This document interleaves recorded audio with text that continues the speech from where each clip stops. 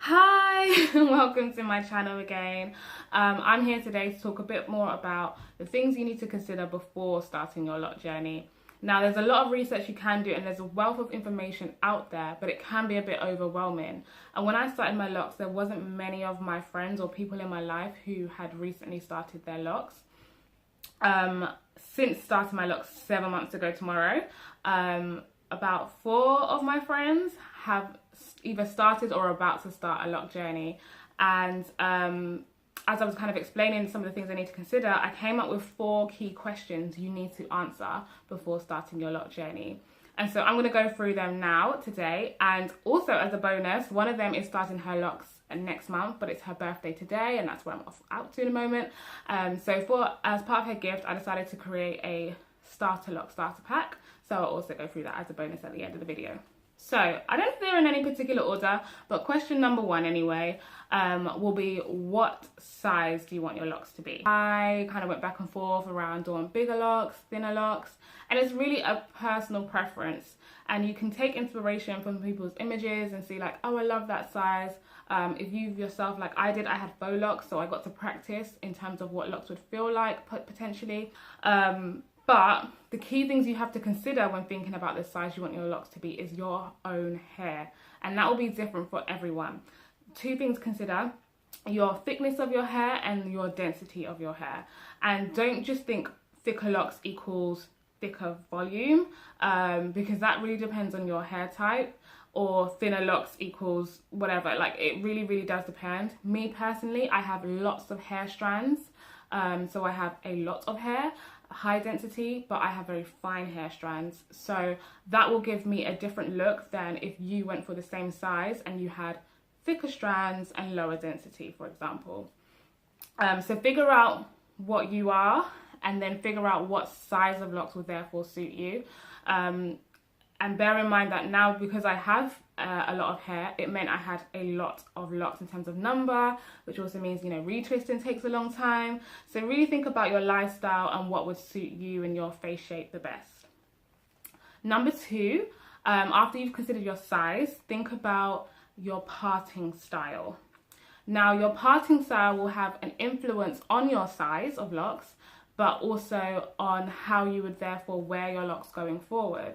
Now, the reason why I say it has an influence on your size, basically the space between your parts will equal the size your locks will be. So don't think about the size of your locks when you start. That is not going to be the size they will be. It's a rule of thumb, and it does depend on different factors, but a rule of thumb is that the space or the area that your part takes up will be the size of your lock. So, for example, if you parted your hair in a square, how big that square will be your final lock size, or the area of that square will be your final lock size. So think about your parting in terms of your size, and if you want them consistent. The next reason why you need to think about your parting style is that there are different parting styles, and they give you different options when it comes to styling. So there's a fan, which gives you a bit more natural look, and that's exactly what I went for. I didn't really want to see parts, so I wanted like a low part to like hair ratio. I wanted my hair to be a bit more hair-like, if that makes sense. I don't know if that makes sense, but I wanted it to kind of give a more mirror my own hair and not to look styled all the time. So I went for a more natural parting style. I've heard that diamond parting styles is quite good for updos, but quite popular is the grid and square parting styles. Having a more formal grid pattern gives you that illusion that your hair's tidier for longer, whereas if you don't see parts, it kind of adds to the messiness look, but I still prefer the parting style I went for. Now, there are a number of these parting styles, and the best video I found on YouTube is made by someone, I think her channel's like Spiffy Patty. Sorry, I'm going to put the actual link below, but I sent this to all my friends who are starting, and it's really important that you figure out what parting style you want, because you cannot change this once you've started. So that video will be linked below, and it's really helpful. She explains all of the parting styles and the pros and cons against each one. So number 3 would be, how do you want to start your locks? Now, I'm going to run down the ways that you can start your locks. And again, you really need to do your research behind each one, but here are the things you can look for. So freeform in your locks, that is like the traditional and most natural way of starting your locks. That is to just literally one day decide, I am not combing my hair again, and letting your afro, your natural fro, form itself into locks. Now, you won't necessarily get any parting style, so that second step will not apply to you. It will just take form, but you can't really control how many locks you have, so it may just grow all into 2, 3, 4 big locks. It may branch off and do its own thing, and it can be really exciting and really beautiful because you really don't know what's going to happen. But it's really a style or a way of wearing your hair for the brave, and for someone who really doesn't conform to society's opinions. So that's one way of starting your locks. You just let it go, let it go. You can also freeform from a specific form. So you can maybe like have your hair in a few braids or twists, and then let it just do what it wants. So you can kind of freeform from two different places, from actually like a natural fro or from like a specific style, and then let it go. So that's freeforming. So the rest of the methods that you start your locks with will involve a little bit more manipulation. And another way of starting your locks seems to be most popular with locticians, and if you have someone start your lock, and it's how I started mine, or how mine were started, is with comb coils. And you're basically taking a comb and coiling your hair. And these give like a really cylindrical coil, which then acts as the base for which your lock will form around. So people often do like that because it forms a perfect coil. Now, your hair will still bud and go through its like bumpy phase. So people do say that coils give you like a consistent form. I'm in the budding stage at the moment, so it would be interesting to see if it then goes back to a perfect coil, because they're definitely not perfect coils right now. But I'll see what happens after budding. But yeah, that's typically the reason why people tend to go for comb coils. I think I mentioned in a previous video that I personally feel that my hair locked really fast because it was comb coiled, and I don't feel like it would have done in other methods for me. But other people have struggled with comb coils unraveling. The perimeter of my hair definitely did, but I've now known that it does that whichever method because I've tried some others. So, but yeah, that's kind of some of the cons about comb coils. The other con would be the shrinkage you get. Now, I try to go through this as quickly as possible. When you start with like any kind of form of locks, you probably washed your hair, so it's going to have a chemical reaction with water.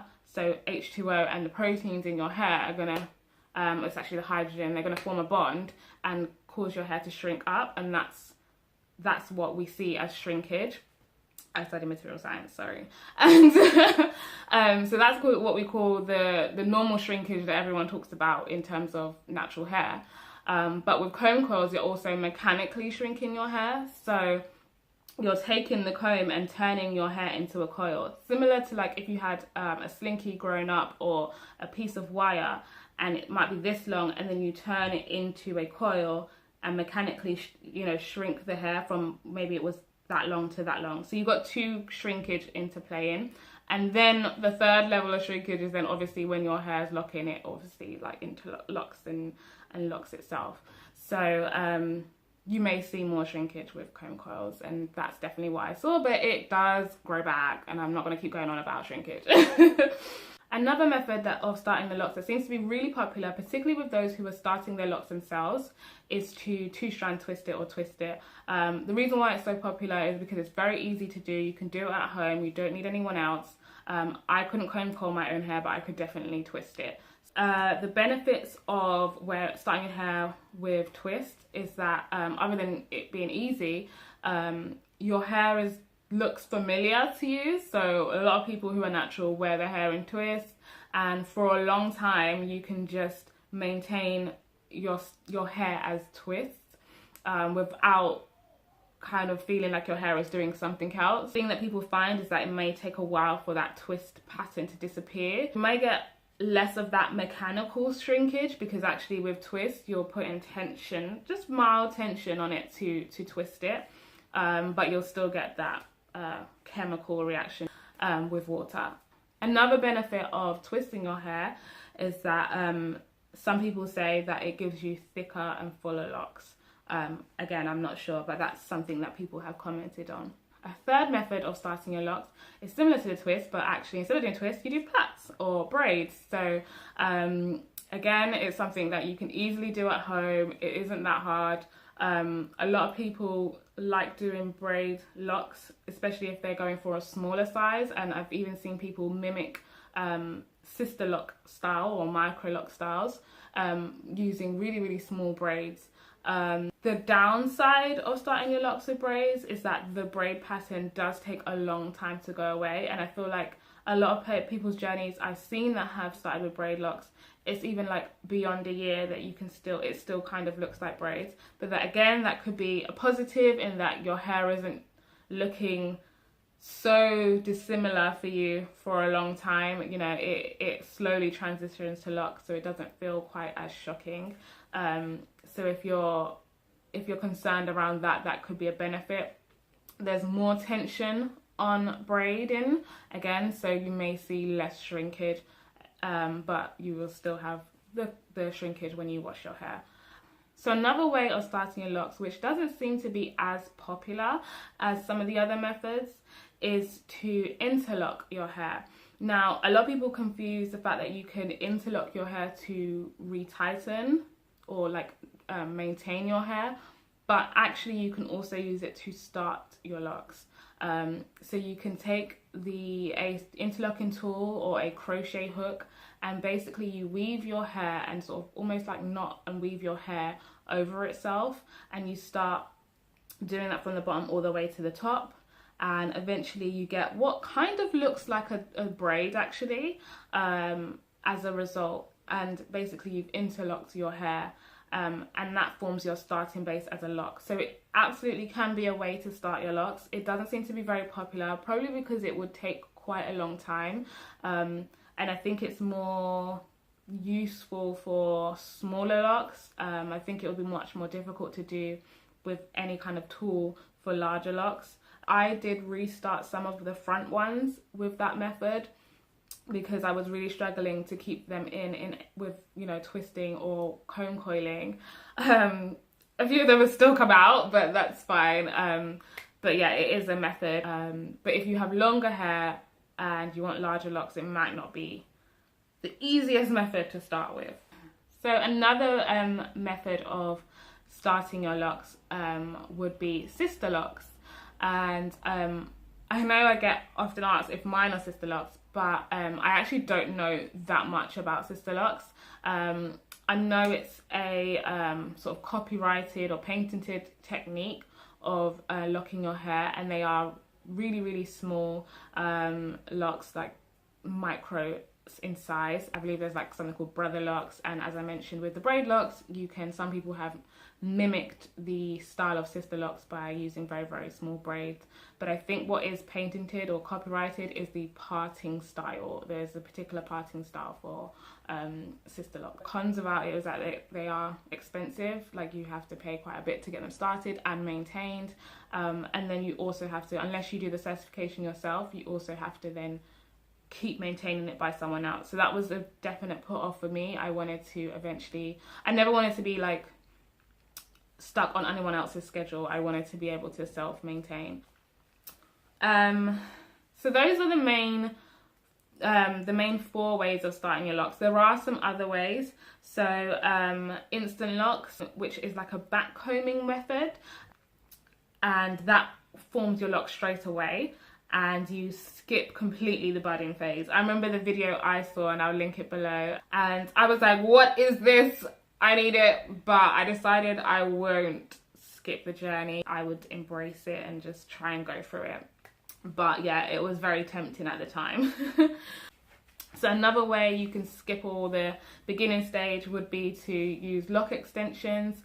And so you would have these locks that are pre-made added to your hair, and then you would just lock from there on out, retwisting or maintaining in the way you would had you grown them yourself. I do see that a lot of people eventually will just snip them out as their hair grows out, but yeah, again, it's a way you can kind of fast forward the process, and they do look really nice. But I would again suggest you research all of those different methods, see what's best for you, your lifestyle and your hair, and make a decision prior to starting. Also speak to the person who's going to be starting your locks and have a consultation with them around which method would be best for you. The size of your locks, the parting style and the starting method are definitely the 3 things you need to answer before you start your locks. The 4th thing you can decide afterwards, but it's good to have a bit of an idea, and that's how you're going to maintain your locks. So there's 2 main ways of maintaining your locks. Well, 3. You either let it freeform, as we talked about earlier, and you just let it do its thing, and you just, you know, wash, clean, oil and moisturize. Done. The other 2 ways is palm rolling or retwisting. Basically, you take the lock and you take its regrowth, and you will then roll that, and you may want to roll all the way down to maintain shape as well, but I think the focus is supposed to be on the roots and the regrowth, and you roll that into the form of the rest of the lock. Pros of that is that you get nice shaped locks. You get that cylindrical pattern to your locks, and it is something that you can kind of get done by most locticians available, and it's also something you can quite easily learn to do yourself. The downsides some people will find is that action can cause quite a lot of tension on their hair, so people often find that they need to stretch the periods between their retwists to maintain the fullness and thickness of their hair. I personally believe I have quite resilient hair, touch wood, so it'll be interesting to see if I find that I need to like stretch my retwist longer. At the moment I'm doing it every 4 weeks, but a lot of people say you should stretch it longer. As I'm a new starter and I have lots of like unraveling and regrowth and things, I kind of needed to keep up with the routine, but once my locks are a bit mature, then maybe I can extend those periods. The other method of maintaining your locks, and I must state, both of these methods can be used on all of those starting methods that I talked about. But interlocking, as I said, can be used as a starting method, but also a maintenance method on any of those starting methods. So yes, you can then interlock your comb coils or your twists or your braids as a maintaining method. And again, you take the new growth and you weave it in itself. The benefit of interlocking is that you can stretch the periods between maintenance. So a lot of people, if they like retwist every 4 weeks, if they were to interlock, they would probably interlock every 6 weeks. So those are the 2 ways you will maintain your hair. The only reason why I say think about it before is because it might influence some of the sizing you choose. Do you have anyone around you who can help you maintain it? Are you going to self-maintain, or do you always want to go to the salon? So think about that in terms of what you want to do. So I think I've covered the 4 things that you need to think about and answer before starting your lock: sizing, parting style, starting method, and maintenance method. So now I'm just going to show you quickly, because the sun is going down, which means I need to be on my way to my friend's birthday, the things I've included in her starter lock pack. So here goes. Now the interesting thing is, when I was putting this together, there really isn't that much because you don't need so much. So there's a few filler gifts in here too, but it's really simple in terms of locking your hair. Now 2 things I didn't include in here was a retwist product, because I think that's very personal and she'll have a choice of product herself, and any oils, because again I think people have the oils that they like. But what I did include was an oil applicator bottle, because it's really good to like get into the bits with your oil applicator and not mess up your hair. So I have included that. The two products I have included, well, this is the first, and this is the Dr. Bronner's Castile soap. Trying to get it in focus. There we go. And this is highly recommended by a lot of the LOCS YouTubers and posters out there. I got a lot of my hair care tips from Yanni the Loctologist. Again, I'll link her information below, and she highly recommends this product. And the reason why as a product I did include it into her starter pack is because it actually has 18-in-1 uses. It's not just a shampoo. It can be used to clean your house, to clean your car, to, okay, maybe not clean your car, shave, bath, mop, everything. It does everything. And I actually now use it as my face wash. I had a very expensive face wash, but I use it as my face wash and my shampoo, so save me some coins there. Make sure you dilute it according to the instructions if you are to choose it, but it's actually really great, really moisturizing. I wash my hair every 2 weeks with this. It's amazing stuff. The next product I have got her is good old rose water. Again, the reason why I have decided to include it, even though it's a product, is that she can use it for other uses. I've just realized my LOCS journey has made me replace lots of cosmetics, so I now use this as a toner as well as a moisturizing spray for my locks. I combine it with some vitamin E oil, which is again a recipe that Yanni recommends. I also add aloe vera gel because I have quite porous hair, and I find that if I add the aloe vera gel, the moisture lasts longer. Not aloe vera gel, aloe vera juice. So I've also included some clips for her first self retwist, if she ever decides to retwist her hair herself, so she can enjoy that and have the clips ready to go. I also included a satin pillowcase. A lot of people advise me who have had locks a long time to be careful about lint getting into your hair, and I wasn't as strict on this at the beginning, but I am now. So I wear a silk bonnet, and I also try and sleep on a silk pillowcase to avoid getting any fluff or anything into my hair. So the next thing that I've included in her starter pack is a LOCS journal. And as I said in my previous videos, it's really important to document your journey. And so I wanted to include like a special journal that she can have to, and I know she loves to write, to journal her thoughts and her experiences. But I just wanted to like shout out to the business that I ordered this journal for, because wow, their service is amazing, their product is amazing. Like, look at how it came. Look at that. Isn't it beautiful? So I just wanted to save this to open it up. They are called Dorcas Creates. I first saw them at a African festival in Trafalgar Square, and I bought myself a notebook and my mum and my best friend. So I knew I wanted to kind of get another one for my friend's birthday, and it's the same one I have, and you may have seen in my videos. It's just got Black Girl Magic all over the front, and like a beautiful quote at the back. It's lined, and so I know 100% that my friend will love this, but I just wanted to shout out to Dorcas Creates because my goodness, they put everything in this beautiful packaging. They also sent me a I bought 2 notebooks, but they also sent me a free gift, which was this brooch, and their card with also beautiful images. And what I'm going to do is create a key card for my friend for all the stuff in her starter pack from this, and their business card as well.